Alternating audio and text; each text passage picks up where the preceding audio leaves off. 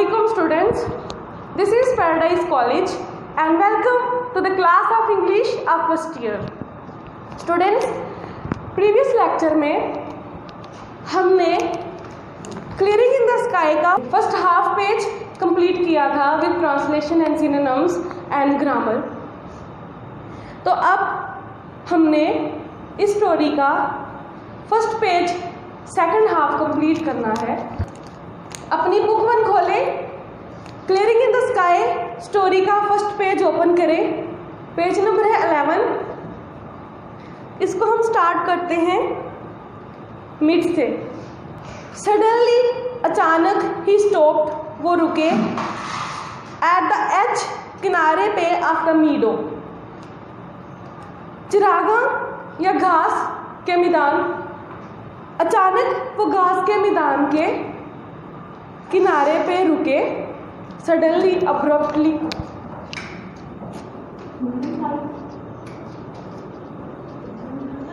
अचानक से. एज मतलब बैंक, उसका जो किनारा है वहां पे रुके. A clause complete. Took his pocket knife. Took लिया, टेक की सेकंड फॉर्म या निकाला. हिज पॉकेट नाइफ अपना जेबी चाकू. फ्रॉम हिज पॉकेट अपनी जेब से. दूसरा क्लॉज कंप्लीट. अपना जेबी चाकू अपनी जेब से निकाला. एंड कट अ विस ऑफ अल्फाल्फा. एंड कट काटा. अ विस मुट्ठी मतलब स्ट्रैंड. अ बंच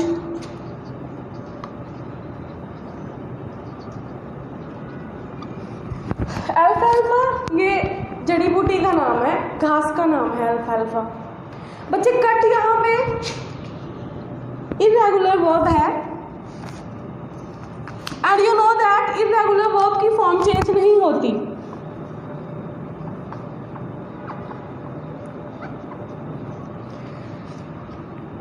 इसकी फर्स्ट फॉर्म भी कट है तो सेकंड भी कट है. क्यों? क्योंकि ये इर्रेगुलर वर्ब है और इर्रेगुलर वर्ब कौन से होते हैं जिनकी फॉर्म्स चेंज नहीं होती.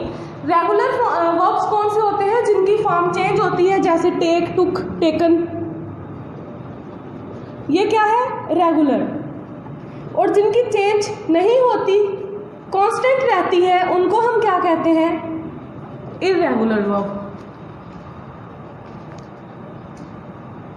अब हम इसकी ट्रांसलेशन करते हैं सारे की.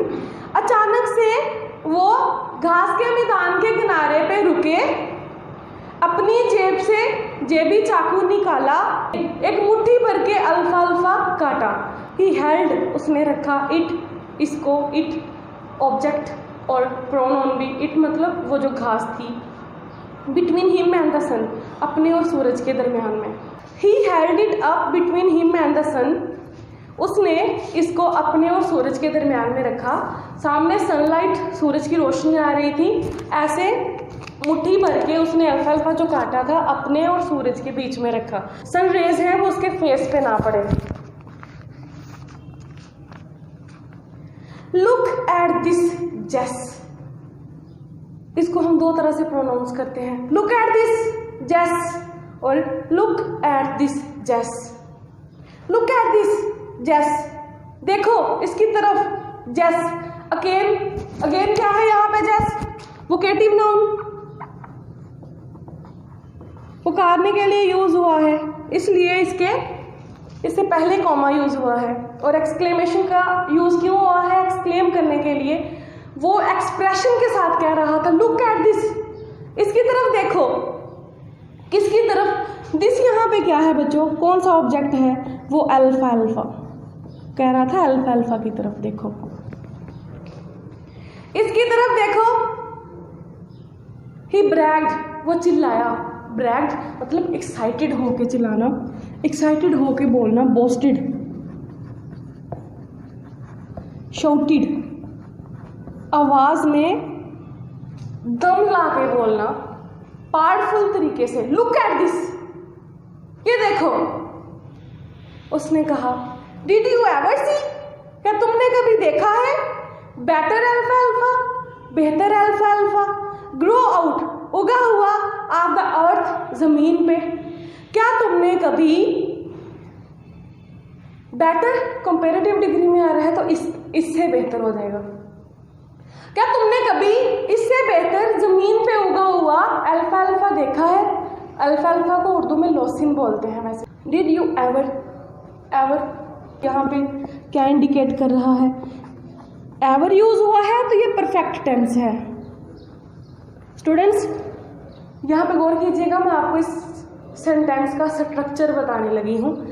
एवर यूज हुआ है तो परफेक्ट टेंस है, परफेक्ट टेंस है तो डिड की जगह पे है होना चाहिए था, तो इसका ग्रामेटिकल स्ट्रक्चर क्या है? रॉन्ग। क्यों? यहाँ पे डिड की जगह पे क्या होना चाहिए था? हैव, क्योंकि एवर परफेक्ट के लिए यूज होता है और परफेक्ट में हैव यूज होता है। तो यहाँ पे डिड यूज हुआ है तो मतलब क्या है? इसका स्ट्रक्चर रॉन्ग है। डिड यू एवर सी, क्या तुमने कभी देखा है बेटर अल्फाल्फा ग्रो आउट? इससे बेहतर लॉसिन या अल्फाल्फा होगा हुआ ग्रो आउट। ग्रो यहाँ पे फर्स्ट फॉर्म यूज हुई है। क्यों? क्योंकि पीछे एवर के बाद सी फर्स्ट फॉर्म यूज हुई है, तो सी को नज़र में रखते हुए आगे भी ग्रो की कौन सी फॉर्म यूज हुई है? फर्स्ट। क्या तुमने इससे बेहतर लॉसिन या अल्फाल्फा जमीन पे उगा देखा है?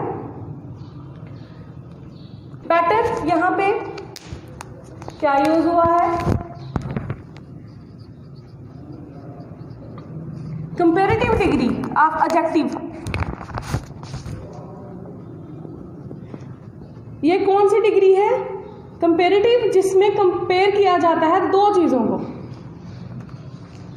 इट्स द बेस्ट लुकिंग है, ये अच्छी, बेस्ट, बेहतरीन दिखने वाली घास है। हे मतलब घास, किसको बोला गया है? अल्फाल्फा को। यहाँ पे ये बेहतरीन दिखने वाली घास है। I have ever seen any place, जो कि मैंने कभी किसी जगह पे देखी हो। मतलब आज तक जितनी जगहों पे मैंने जितनी भी जगहों पे घास देखी है, ये सबसे बेहतरीन दिखने वाली है। स्टूडेंट्स यहाँ पे क्या यूज़ हुआ है? Word any place. अब अगर ये एनी प्लेस यूज़ हुआ है तो पीछे क्या है? बेस्ट। तो बेस्ट अब यहाँ पे कौन सी डिग्री है? Superlative degree of adjective. Better कौन सी है? कंपेरेटिव। और बेस्ट कौन सी है? Superlative. Superlative degree of adjective. अब इसमें क्या होता है, मैं आपको दोनों में डिफरेंस बता दूं। एक है एडजेक्टिव की कंपेरेटिव डिग्री,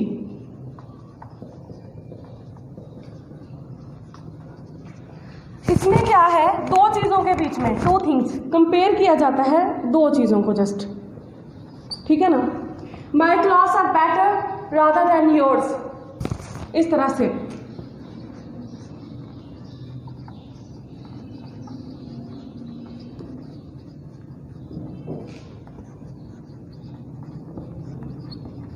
तुम्हारे कपड़ों से मेरे कपड़े अच्छे हैं। यहाँ पे बेटर क्या है? Comparative degree. क्यों? क्योंकि वो अपने क्लॉथ्स को दूसरे किसी के क्लॉथ्स के साथ कंपेयर कर रहा है। तो सुपरलेटिव डिग्री कौन सी आ जाएगी? ऐसी डिग्री जिसमें एक चीज़ को बाकी सारी चीज़ों के साथ कंपेयर किया जाए। किसके साथ? सभी चीज़ों के साथ, ऑल थिंग्स के साथ। अब देखो यहाँ पे वो कह रहा है कि मैंने किसी भी जगह पे ऐसी घास नहीं देखी। तो घास का कंपेयर किसके साथ किया गया है? बाकी सारी जगहों के साथ। आई सेड मैंने कहा, तो पहले हम रिपोर्टिंग स्पीच की ट्रांसलेशन करेंगे। आई सेड मैंने कहा, मैंने इससे बेहतर घास किसी और जगह नहीं देखी। आई हैव नॉट सीन, मैंने नहीं देखी। बेटर, फिर से कंपेरेटिव डिग्री, लुकिंग अल्फाल्फा इवन हता के in the little sandy river bottoms. Bottoms नशेबी, उसका नशीबी इलाका, उसके पास। मैंने ऐसी घास लिटिल सैंडी दरिया के नशेबी इलाकों में भी नहीं देखी। तो यहाँ पे लिटिल सैंडी के वर्ड्स कैपिटल में क्यों हैं? क्योंकि ये प्रॉपर नाउन है। ये केंटकी में एक रिवर है, केंटकी में, उसका नाम है लिटिल सैंडी। ये क्या है? यहाँ पे प्रॉपर नाउन यूज हुआ है, इसलिए हम इसकी ट्रांसलेशन में चेंजिंग नहीं करेंगे, क्योंकि इसका नेम है। लिटिल सैंडी दरिया के नशेबी इलाकों में भी ऐसी घास नहीं देखी। अब यहाँ पे बेटर का यूज़ क्यों हुआ है कंपेरेटिव डिग्री का? क्योंकि वो उस घास को सिर्फ लिटिल सैंडी रिवर के साथ कंपेयर कर रहा है। अगर यहाँ पे एनी प्लेस आ जाता तो फिर बेटर नहीं बेस्ट यूज़ होता, जो कि कौन सी डिग्री है? Superlative degree. अब इसकी सारे की ट्रांसलेशन करते हैं। मैंने कहा, मैंने इससे बेहतर अल्फाल्फा किसी जगह पे नहीं देखा, हता कि मैंने इससे बेहतर घास लिटिल सैंडी के नशीबी इलाकों में भी नहीं देखा। When I bought, उसके बाप का डायलॉग स्टार्ट हो गया है, उसके वालिद मोहतरम का। When, जब I bought, मैंने खरीदी, दिस लिटिल फार्म, ये छोटी सी खेत, एवरीबॉडी, हर कोई, अराउंड हेयर, इसके इर्द गिर्द, सेड, कहा, आई वुड एंड अप, मैं ख़त्म हो जाऊंगा, विद माई फैमिली, अपनी फैमिली के साथ, at the country poor farm, इस देहाती छोटी सी पसमानदा सी खेत में, इफ़, अगर, आई ट्राइड, मैं कोशिश करूं, to make a living here, इसको जरखेज़ बनाने की, यहाँ पे काश्तकारी करने की। तो अब ये था वर्ड्स के साथ इसकी ट्रांसलेशन। अब पूरी की करते हैं। ही ब्रैग्ड अगेन, वो दोबारा से चिल्लाया। शॉर्टेड, बोस्टेड अगेन, पहले रिपोर्टिंग, ही ब्रैग्ड अगेन, वो दोबारा से चिल्लाया। अब एक बात मैंने आपको और बताई थी, जिस सेंटेंस में इफ़ वाला क्लॉज हो तो हम उसकी ट्रांसलेशन बाकी क्लॉज से पहले करते हैं। तो यहाँ पे इफ़ वाला क्लॉज कहाँ से स्टार्ट होता है? If I try to make a living here, living मतलब लाइवलीहुड।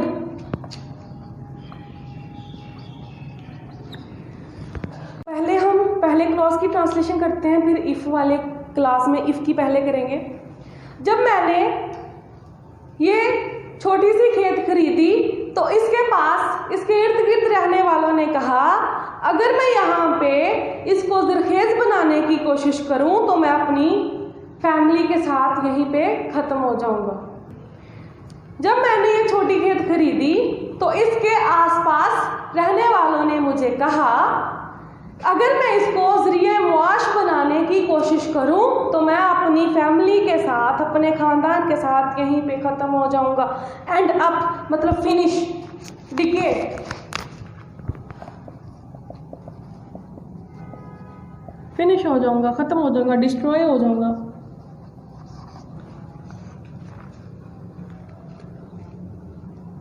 पोर का यहाँ पे मतलब गरीब नहीं है बच्चों, यहाँ पे मतलब है पोर का अनफर्टाइल, जो ज़मीन जरखेज़ ना हो, जो ज़मीन रफ हो।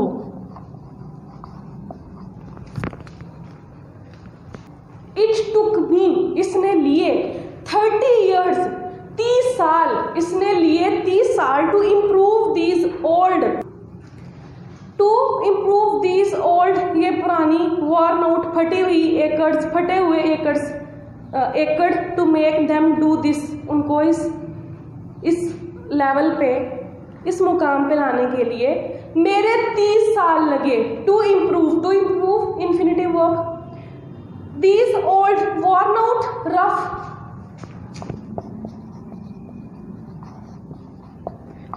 फ्रेजाइल, ये जो ज़मीन है, वर्न आउट एकर्स मतलब एकड़, to make them do this, उनको जरखेज़ बनाने में। डू दिस यहाँ पे एलिप्सिस है, जो कि हमें क्या इशारा देता है? बैकग्राउंड से मीनिंग्स ले रहा है।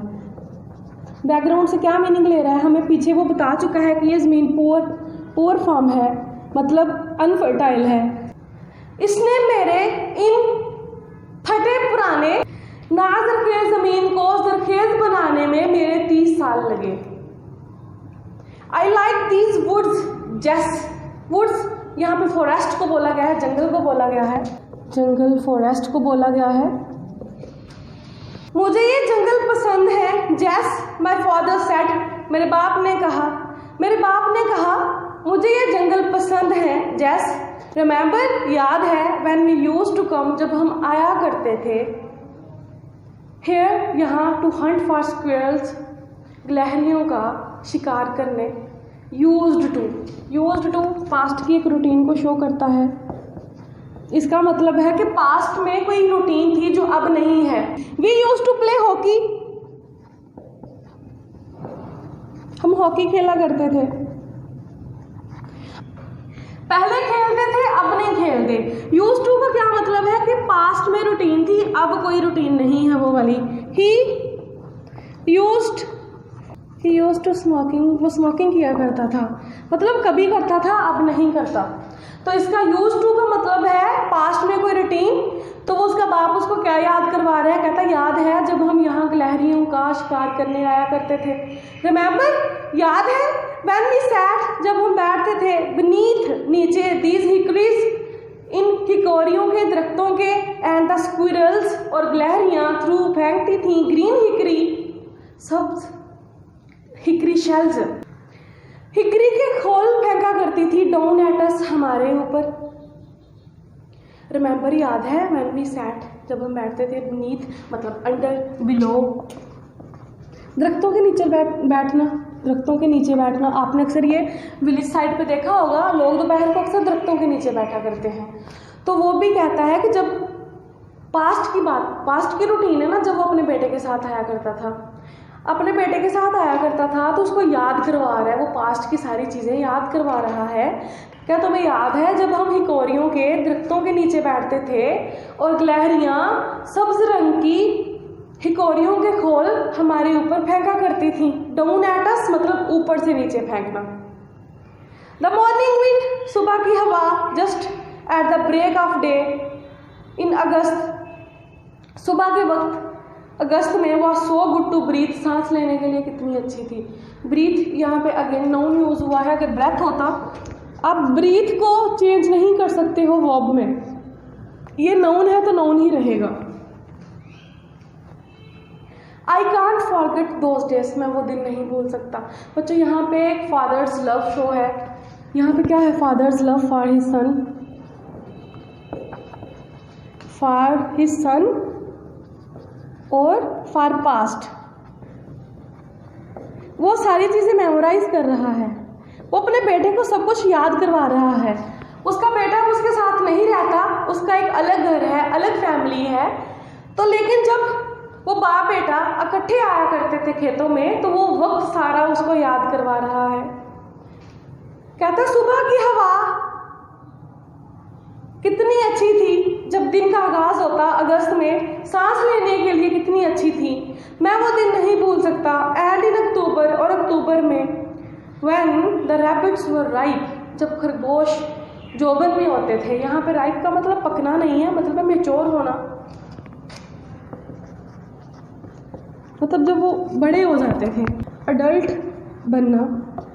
जब खरगोश जोबन में होते थे, and the Frost had come, और धुंध पड़ती थी। फ्रॉस्ट मतलब मिस्ट, फोग, धुंध पड़ना। और जब धुंध पड़ती थी, एंड द हिकोरी लीव्स, और हिकोरी के पत्ते हैड टर्न्ड, हो जाते थे, बदल जाते थे, येलो, पीले रंग के हो जाते थे, मतलब जब मौसम खज़ां आ जाता था, ऑटम का सीजन स्टार्ट हो जाता था। And when the October wind blue, और जब अक्टूबर की हवाएं चलती, देर रसल्ड, रसल का मतलब है सरसराहट पैदा करना, स्विश्ड, विस्पर।